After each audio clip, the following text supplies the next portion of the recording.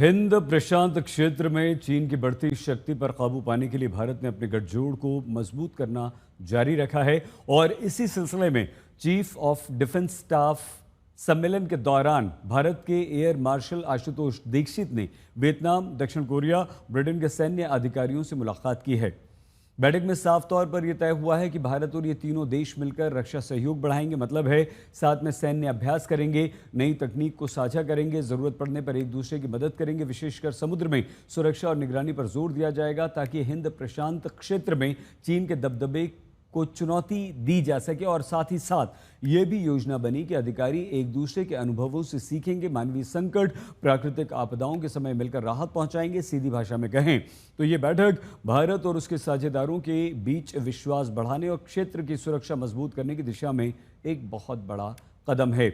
ये बैठकें ऐसे समय में हुई हैं जब अमेरिका ने भारत पर 50% टैरिफ लगा दिया। इस टैरिफ वॉर के बीच भारत ये संदेश देने का प्रयास कर रहा है कि वो अपनी विदेश नीति में आत्मनिर्भर है, केवल अमेरिका पर निर्भर नहीं।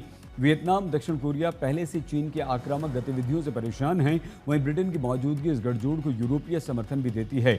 भारत इन साझेदारियों के द्वारा हिंद प्रशांत क्षेत्र में चीन की बढ़ती शक्ति को संतुलित करने की दिशा में आगे बढ़ रहा है। मतलब यह हुआ कि अमेरिका ने भारत के साथ अगर रिश्तों में सुधार नहीं किया तो हिंद प्रशांत क्षेत्र में भारत, वियतनाम, दक्षिण कोरिया, ब्रिटेन जैसे साझेदार मिलकर एक नए रणनीतिक गठजोड़ को खड़ा करेंगे। ऐसी स्थिति में चीन का प्रभाव तो संतुलित होगा, लेकिन अमेरिका इस पूरे क्षेत्र में अकेला पड़ जाएगा।